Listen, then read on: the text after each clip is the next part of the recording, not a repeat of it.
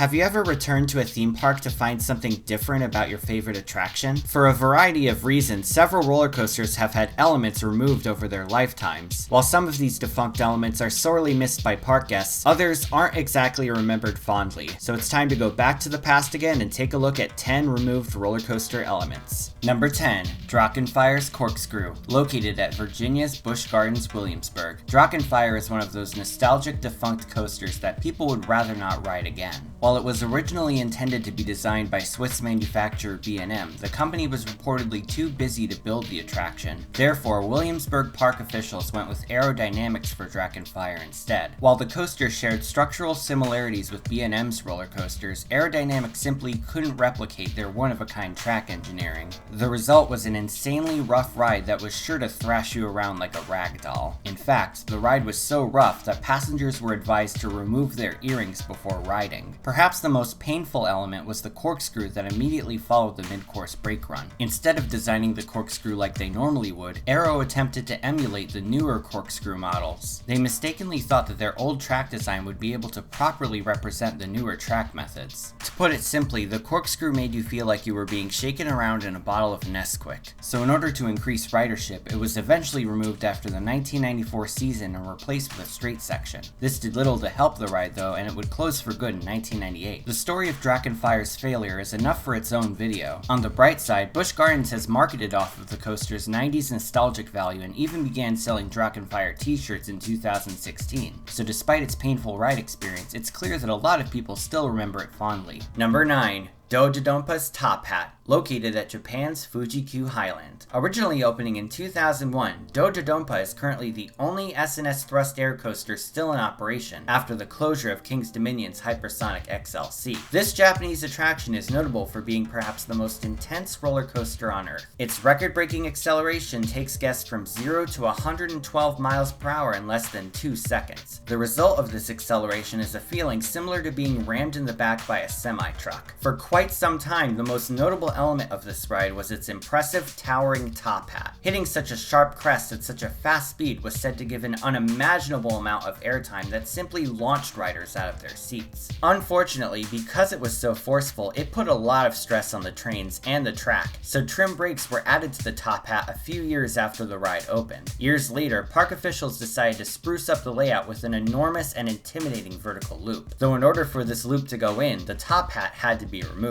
The loss of its airtime was lamented by some, but there was still some good news for thrill seekers. In order to complete the loop, the ride's already impressive speed was increased by 5 miles per hour, making the launch even more intense than it already was. Nowadays, Dodonpa stands as the fastest looping coaster on Earth, and its sheer intensity is enough to put it on any thrill seeker's bucket list. Number 8. Boulder Dash's Triple Up, located at Connecticut's Lake Compounce. First opening at the start of the new millennium, this wooden coaster without a doubt put Lake Compounce on the map for enthusiasts. This world-famous wooden coaster goes on an out-and-back journey through a mountainside forest. The sensation of soaring past the trees at over 60 miles per hour is an experience that has gained the coaster several Golden Ticket Awards for Best Wooden Coaster. Unfortunately, by 2016, the ride's track really started to show its age, and it's hard to appreciate the ride's setting when you're being smashed around. While some roughness on a wooden coaster is expected, one particular element was flat out painful. This element was a triple up that was part of the coaster's original layout. This element consisted of 3 consecutive upward slopes, originally intended to give immense airtime to passengers. However, once the park realized the ride's roughness was turning people away from re-riding it, park officials made the decision to alter the ride's layout for the 2017 season. So after the 2016 season, the triple up was removed in favor of a double up reportedly designed by the famous Alan Schilke. Fortunately, the retracking was a success, and riders reported much smoother and less agonizing rides after the triple up's removal. Number 7. Tornado's Corkscrew, located at Scotland's M&D's theme park. Despite their reputation for cyclones and wacky worms, Pinfari has made plenty of other coaster models. One of them is a one-of-a-kind RC70, which can only be found at Scotland's M&D's amusement park. This sit-down coaster is commonly referred to as one of the worst roller coasters on Earth by enthusiasts due to its instability stability and unimaginable roughness. Its layout features 2 loops and plenty of bank turns, but its original layout also included a corkscrew. This corkscrew was notorious for the pain it inflicted on passengers, perhaps even more so than Drakon fire. From 1998 to its removal in 2006, this corkscrew treated riders like rocks in a blender, and it's pretty clear to see why it was replaced with an S-bend. Despite its still infamous reputation for discomfort, it is still one of those rare roller coaster models that certainly counts as a noteworthy credit for enthusiasts. So if you ever find yourself in Scotland, go ahead and check it out. Number 6. Shivering Timbers Trick Track, located at Michigan's Adventure. While Michigan's Adventure is commonly known as the smallest Cedar Fair park, its main attraction alone is quite notable. Originally opening in 1998, Shivering Timbers stands as one of the most impressive wooden coasters in the country. Its out and back layout is impressive in size, and it absolutely is a must ride for wooden coaster enthusiasts. When it first opened, this coaster also had a rare trick track element. This element features a straight section of track that banks guests to the side. This gives passengers the sensation that they are about to be thrown out of the train. The element was actually quite popular on vintage wooden coasters, but has since become a rarity today. Unfortunately for Shivering Timbers, the trick track didn't age well, and eventually became known as the roughest part of the ride. So after the 2016 season, park officials decided to deconstruct it in favor of a newly retracked airtime hill. While some fans of the ride didn't approve of the removal, others thought it was too painful to keep, especially for first-time riders who didn't see it coming. With or without the trick track though, Shivering Timbers is still an impressive wooden coaster that I'd love to check out one day. Number 5. The ZeroG rolls on Batman and Robin the Chiller, located at New Jersey's Six Flags Great Adventure. This Premier Rides launch dueling coaster operated from 1997 to 2007. Originally built as a tie-in to the infamous Batman and Robin movie, this attraction consisted of 2 separate coaster tracks, the blue Batman side and the red Robin side. The Batman side featured a massive inverting top hat, while the Robin side featured an enormous cobra roll. On paper, this seemed like the perfect tribute to the dynamic duo. However, despite their visual splendor, both coasters faced several mechanical problems. Power shortages prevented it from dueling, the ride was unexpectedly rough, and the whole thing was just a massive maintenance nightmare. Moreover, the coaster reportedly had issues with the trains valleying before the ZeroG rolls, as well as the rolls themselves putting too much stress on the track. So in an attempt to remedy this problem, park officials decided to remove the rolls from each track in the 2007 season. Unfortunately, this didn't exactly help the coaster's technical issues, and in the same season it opened with the new track modifications, the ride was declared far too expensive and complicated to fix. So later that year, the coasters were shut down for good and sent to Brazil's Beto Carreiro World, but don't expect it to reopen anytime soon. Beto Carreiro World reportedly lost the ride's blueprints, making it impossible to reopen. Number 4. V2s Vertical Twist, located at California's Six Flags Discovery Kingdom. While there are several Intamin impulse coasters out there, V2 has one major difference. Instead of a vertical twisting spike, the twist on this coaster is at a 45-degree angle, which many consider to be an inversion. But why exactly is this twist slanted in the first place? Believe it or not, the twist was never intended to be this way. When the coaster was first built, it was a standard Intamin impulse model with a 90-degree vertical twist. Like other impulse coasters, this ride used LIM launches to take guests back and forth at increasing heights and speeds. It had a top speed of 70 miles per hour and a top height of 185 feet. However, the original height of the ride was in direct violation with the City of Vallejo's height limit of 150 feet. Park officials were reportedly well aware of the height limit and tried to sneak around it by advertising the coaster as being 150 feet tall. Of course, city officials ended up noticing the violation and ended up giving the park an ultimatum: either modify the ride or remove it entirely. Park officials ended up complying, and the original twist was taken down in favor of the unique slanted one it has today. It certainly does make the ride stand out from other impulses out there, and from what I've heard, it's one of the best coasters at the park. Number 3. Mavericks Heartline Roll, located at Ohio's Cedar Point. 7 years after Millennium Force and 4 years after Top Thrill Dragster, Intamin struck Cedar Point yet again with another world-class coaster. This model, known as a Blitz coaster, was the first of its kind, featuring 2 LSM launches and the first ever twisted horseshoe roll. Many enthusiasts say that the sheer intensity of this coaster makes it just as great or even better than Millennium Force. Yes, Maverick is certainly known for its intensity, but did you know that its original layout had an element that may have been too intense? When this ride was first constructed, the layout featured a Heartline roll that went over the water. The train went through this inversion so fast that one can only imagine how forceful it would have felt if it remained. However, the forces exerted in this inversion were so intense that it put quite a lot of stress on both the trains and the potential riders. So as a result of these unexpected forces, the Heartline roll was taken out and replaced with a much less stressful S-curve. Still though, the thought of what could have been remains one of the biggest curiosities among roller coaster enthusiasts. So do you think you can handle this inversion? Number 2. Blazing Fury Splash Track, located at Tennessee's Dollywood. This coaster is known for being a hybrid attraction, combining the gravity-powered drops of a roller coaster and the immersive theming and storytelling of a dark ride. Much like Fire Chaser Express, this ride is themed to firefighting and is currently the oldest coaster still operating at the park. For 40 years, this coaster has given families something fun to do when bad weather strikes the Smokies. Though longtime fans of the park will probably have noticed something missing in recent years. Believe it or not, this coaster once had a fitting splashdown section to go along with its firefighter theme, splashing guests in the dark at just the right moment when the camera snaps. However, after decades of operation, the effect was removed from Blazing Fury in 2011. This was due to the park installing a new magnetic brake system to bring the ride's mechanics up to date. Fortunately, Hershen's other theme park, Silver Dollar City, has a very similar ride named Fire in the Hole, another dark ride roller coaster hybrid that ends with a splashdown, so you can still check out that ride if you're interested in this kind of effect. Number 1. Son of Beast's Vertical Loop, located at Ohio's Kings Island. At the start of the new millennium, Kings Island opened a sequel to their world-famous wooden coaster, the Beast. This new wooden coaster would make several milestones upon its opening. To this day, it is still the tallest and fastest wooden coaster ever built, with a top speed of 78 miles per hour and a top height of 218 feet, making it the only wooden hypercoaster ever built. In addition, it opened with a groundbreaking vertical loop, which hadn't been attempted on a wooden coaster since the experimental attempts in the early 1900s. This loop was by far the coaster's most defining feature. Indeed, this coaster sounded like an incredible and ambitious creation on paper. Unfortunately, Son of Beast went on to become infamous for its numerous structural and mechanical flaws. These flaws led to an incident in 2006 when a wooden support beam snapped, causing one of the trains to suddenly stop. All 27 passengers on board were sent to the hospital, and park officials decided to give the coaster new trains to prevent another incident. However, these new, lighter trains were unable to complete the coaster's loop, so the park had no choice but to remove the loop. The ride would continue to operate until 2009, when a park guest reportedly received a brain injury, which led to an investigation that shut the ride down. Although no irregularities were found with the ride, Kings Island would announce the coaster's closure in 2012. Nowadays, the coaster station still stands as a reminder of the defunct attraction, and a memorial to the attraction is located in the queue line of Banshee, the ride that ended up replacing it. This memorial proudly depicts the ride's loop, perhaps the most infamous inversion in roller coaster history. Before I sign off, I'd like to announce the results of the last weekly poll. Last time I asked, which major coaster should Dollywood get next? Well, the viewers voted, and the winner is a B&M Hypercoaster, also including Gigas. Second place was an RMC T-Rex, and third was a Mack Hypercoaster. So thank you to everyone who voted, and feel free to check out the full results on themeparkcrazy.com. And for this week's weekly poll, I'd like to ask, which of these rare elements is the most interesting to you? Which one do you wish you could have gotten a chance to ride? So feel free to head on down to themeparkcrazy.com and cast your vote. Thanks for watching, everyone. Feel free to like, share, and subscribe. You can follow me on social media on Twitter, Instagram, and Facebook, or you can check out my website at themeparkcrazy.com. This is Theme Park Crazy, and I'll see you all next time.